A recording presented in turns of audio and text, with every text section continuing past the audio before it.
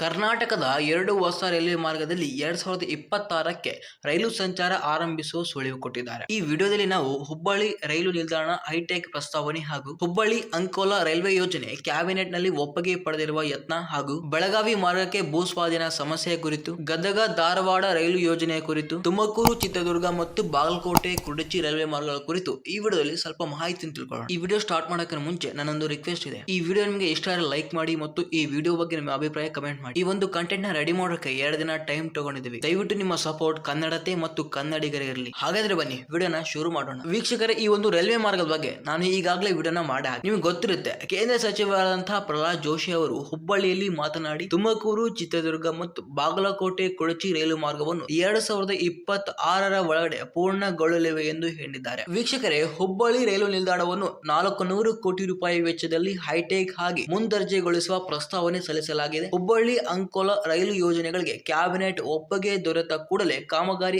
ಆರಂಭವಾಗಲಿದೆ ಎಂದು ಕೂಡ ಅವರು ತಿಳಿಸಿದ್ದಾರೆ. ವೀಕ್ಷಕರೇ, ಕರ್ನಾಟಕದ 2 ಹೊಸ ರೈಲ್ವೆ ಮಾರ್ಗಗಳ ಕಾಮಗಾರಿ ವೇಗವಾಗಿ ಸಾಗ್ತಾ ಇದ್ದು, ಮುಂದಿನ ವರ್ಷ ಅಂದ್ರೆ 2026 ಈ ವರ್ಷದಲ್ಲಿ ರೈಲುಗಳು ಬಹುತೇಕ ಸಂಚಾರ ನಡೆಸಲಿವೆ. ಒಂದು ತುಮಕೂರು ಚಿತ್ರದುರ್ಗ ನೇರ ರೈಲು ಮಾರ್ಗ, ಮತ್ತೊಂದು ಬಾಗಲಕೋಟೆ ಕುಡಚಿ ರೈಲ್ವೆ ಮಾರ್ಗಗಳಾಗಿವೆ. ವೀಕ್ಷಕರೇ, ಈ ಬಗ್ಗೆ ಕೇಂದ್ರ ಸಚಿವರಾದಂತಹ ಪ್ರಹ್ಲಾದ್ ಜೋಶಿ ಅವರು ಮಾಹಿತಿ ಹಂಚಿಕೊಂಡಿದ್ದಾರೆ. ಹುಬ್ಬಳ್ಳಿ ನಗರದ ರೈಲು ಸೌಧದಲ್ಲಿ ನೈಋತ್ಯ ರೈಲ್ವೆ ಜಿಎಂ ಹಾಗೂ ಅಧಿಕಾರಿಗಳೊಂದಿಗೆ ಸಭೆ ನಡೆಸಿದ ನಂತರ ಪತ್ರಿಕಾಗೋಷ್ಠಿಯಲ್ಲಿ ಮಾತನಾಡಿ ಅವರು ತುಮಕೂರು ಚಿತ್ರದುರ್ಗ ಮಾರ್ಗದ 28 ಕಿಲೋಮೀಟರ್ ಮಾರ್ಗ ಕಾಮಗಾರಿ ಬಾಕಿ ಇದ್ದು ಫೆಬ್ರವರಿ ಒಳಗೆ ಕಾಮಗಾರಿ ಮುಗಿಯುವ ಸಾಧ್ಯತೆ ಇದೆ. ಇದರಿಂದ ಧಾರವಾಡ ಬೆಂಗಳೂರು ಪ್ರಯಾಣದ ಅವಧಿ 1 ಗಂಟೆ ಕಡಿಮೆ ಆಗಲಿದೆ ಎಂದು ಕೂಡ ತಿಳಿಸಿದ್ದಾರೆ. ಬಾಗಲಕೋಟೆ ಕೊಡಚಿ ರೈಲು ಮಾರ್ಗದ ನಡುವಿನ ಲೋಕಾಪುರ ದಾದನಹಟ್ಟಿ ಮಧ್ಯದಲ್ಲಿ 6.6 ಕಿಲೋಮೀಟರ್ ರೈಲು ಮಾರ್ಗ ಕಾಮಗಾರಿ 2026 ಮಾರ್ಚ್ ಒಳಗೆ ಪೂರ್ಣಗೊಳ್ಳಲಿದೆ ಎಂದು ಕೂಡ ಸಚಿವರು ಹೇಳಿದ್ದಾರೆ. ಇನ್ನೊಂದು ಕಡೆ ನಾನು ಮೊದಲೇ ಹೇಳಿದ ಹಾಗೆ ಹುಬ್ಬಳ್ಳಿ ರೈಲು ನಿಲ್ದಾಣ ಹೈಟೆಕ್ ಪ್ರಸ್ತಾವನೆ ಮಾಡಲಿದ್ದಾರೆ. ಯಾವ ರೀತಿ ಅಂದ್ರೆ, ವಿಶ್ವದ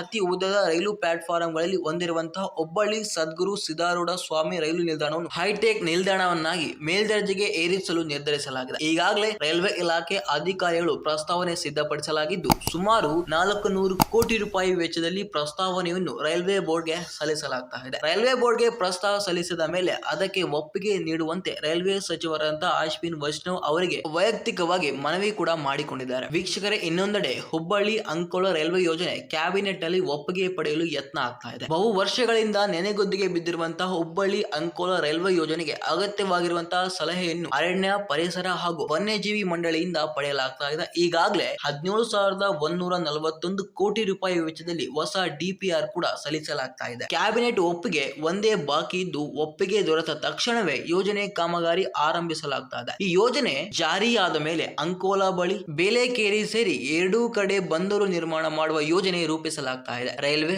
ರಸ್ತೆ ಹಾಗೂ ವಾಯು ಮಾರ್ಗಕ್ಕಿಂತ ಬಂದರುಗಳಿಗೆ ವ್ಯಾಪಾರ ವಹಿವಾಟು ಹೆಚ್ಚಾಗ್ತಾ ಇದೆ. ಉತ್ತರ ಕರ್ನಾಟಕ ಭಾಗದ ಕೈಗಾರಿಕಾ ಬೆಳವಣಿಗೆ ಕೂಡ ಇದು ಅನುಕೂಲ ಆಗ್ತಾ ಇದೆ. ಅಲ್ಲದೆ ಉತ್ತರ ಕರ್ನಾಟಕ ಅಭಿವೃದ್ಧಿಯ ಬಾಗಿಲು ತೆರೆಯಲಿದೆ. ಇದೆಲ್ಲ ಒಂದ್ ಕಡೆ ಆದ್ರೆ ಬೆಳಗಾವಿ ಮಾರ್ಗಕ್ಕೆ ಭೂಸ್ವಾಧೀನ ದೊಡ್ಡ ಸಮಸ್ಯೆ ಆಗ್ತಾ ಇದೆ. ವೀಕ್ಷಕರೇ, ಹುಬ್ಬಳ್ಳಿ ಅಂಕೋಲಾ ರೈಲು ಮಾರ್ಗಕ್ಕೆ ಪೂರಕವಾಗಿ ಧಾರವಾಡ ಬೆಳಗಾವಿ ನಡುವಿನ ರೈಲು ಮಾರ್ಗದ ಯೋಜನೆ ಬಹು ಕಡೆ ಭೂಸ್ವಾಧೀನಕ್ಕೆ ತಡೆ ಉಂಟಾಗ್ತಾ ಇದೆ. ಬೆಳಗಾವಿ ಭಾಗದಲ್ಲಿ ಆಗಿರುವಂತಹ ಭೂಸ್ವಾಧೀನ ಸಮಸ್ಯೆಯನ್ನು ಸಂಸದ್ ಜಗದೀಶ್ ಶೆಟ್ಟರ್ ಅವರು ಬಗೆಹರಿಸಿದ್ದಾರೆ. ಧಾರವಾಡ ಭಾಗದಲ್ಲಿ 42 ಎಕರೆ ಭೂಸ್ವಾಧೀನಕ್ಕೆ ಕೆಲ ರೈತರಿಂದ ಆಪೇಕ್ಷೆ ವ್ಯಕ್ತವಾಗಿದೆ. ತಕ್ಷಣವೇ ಜಿಲ್ಲಾ ಉಸ್ತುವಾರಿ ಸಚಿವರು ಈ ಸಮಸ್ಯೆಯನ್ನು ಬಗೆಹರಿಸಿ ರೈಲು ಮಾರ್ಗ ನಿರ್ಮಾಣಕ್ಕೆ ಅನುಕೂಲ ಮಾಡಿಕೊಡಬೇಕು ಎಂದು ಕೂಡ ಒತ್ತಾಯ ಮಾಡಿದ್ದಾರೆ. ನಾನು ಮೊದಲೇ ಹೇಳಿದ ಹಾಗೆ ಗದಗ ಧಾರವಾಡ ರೈಲು ಯೋಜನೆ ಕೂಡ ಶೀಘ್ರ ಆರಂಭ ಮಾಡುವುದಾಗಿ ಸೂಚನೆ ಕೊಟ್ಟಿದ್ದಾರೆ. ವೀಕ್ಷಕರೇ, ಈ ಹಿಂದೆ ಗದಗ ಧಾರವಾಡ ನಡುವೆ ಓಡ್ತಾ ಇದ್ದಂತಹ ಪ್ಯಾಸೆಂಜರ್ ರೈಲುಗಳನ್ನು ಆರಂಭಿಸಬೇಕು ಎಂದು ಬೇಡಿಕೆ ವ್ಯವಸ್ಥಾಪಕರು ಮತ್ತು ಸಾರ್ವಜನಿಕರಿಂದ ಹೆಚ್ಚಾಗಿದೆ. ಹೀಗಾಗಿ ರೈಲ್ವೆ ಅಧಿಕಾರಿಗಳೊಂದಿಗೆ ಸಭೆಯನ್ನು ಮತ್ತು ರೈಲು ಪುನರ್ ಆರಂಭಕ್ಕೆ ನಿರ್ಧಾರ ಮಾಡಲಾಗ್ತಾ ಇದೆ. ಶೀಘ್ರವೇ ಗದಗ ಧಾರವಾಡ ಪ್ಯಾಸೆಂಜರ್ ರೈಲು ಆರಂಭವಾಗಲಿದೆ. ಗದಗ ಯಲವಿಗಿ ರೈಲು ಮಾರ್ಗದ ಡಿಪಿಆರ್ ಅನ್ನು ಕೂಡ ಡಿಸೆಂಬರ್ ಒಳಗೆ ಸಲ್ಲಿಕೆ ಮಾಡಲಾಗಿದೆ ಎಂದು ಹೇಳಿದ್ದಾರೆ. ಇನ್ನು ನಾವು ಕಾದ್ ನೋಡಬೇಕು, ಇವೆಲ್ಲ ರೈಲು ಮಾರ್ಗಗಳು ಪೂರ್ಣಗೊಳ್ಳುತ್ತಾ ಅಥವಾ ಇನ್ನು ಮುಂದುವರಿಯುತ್ತಾ ಅಂತ. ನಿಮಗೆ ಬೇಕಾಗಿರುವಂತಹ ರೈಲ್ವೆ ಇನ್ಫಾರ್ಮೇಶನ್ ಅನ್ನು ಕಮೆಂಟ್ ಮಾಡಿ, ನಾನು ತಪ್ಪದೇ ವಿಡಿಯೋ ಮಾಡ್ತೀನಿ ಅಂತ ಬರೀ ಬಾಯಿ ಮಾತು ಹೇಳ್ತಲ್ಲ, ಈಗಾಗಲೇ ಸಾಕಷ್ಟು ಕಮೆಂಟ್ ಗಳನ್ನು ವಿಡಿಯೋನ ಮಾಡಿ. ಇನ್ನು ಈ ವಿಡಿಯೋ ಬಗ್ಗೆ ನಿಮ್ಮ ಅಭಿಪ್ರಾಯ ಕಮೆಂಟ್ ಮಾಡಿ. ವಿಡಿಯೋ ಇಷ್ಟ ಆದರೆ ತಪ್ಪದೇ ಲೈಕ್ ಮಾಡಿ, ಈ ವಿಡಿಯೋನ ನಿಮ್ಮೆಲ್ಲ ಫ್ರೆಂಡ್ಸ್ ಅಂಡ್ ಫ್ಯಾಮಿಲಿಗೆ ಶೇರ್ ಮಾಡಿ. ಇನ್ನು ಇದೇ ತರ ರೈಲ್ವೆ ರಿಯಾಲಿಟಿ ವಿಡಿಯೋಸ್ಕರ ಐಫೈ ಕನ್ನಡಿಗನ ಚಾನಲ್ ಸಬ್ಸ್ಕ್ರೈಬ್ ಮಾಡಿಕೊಳ್ಳಿ.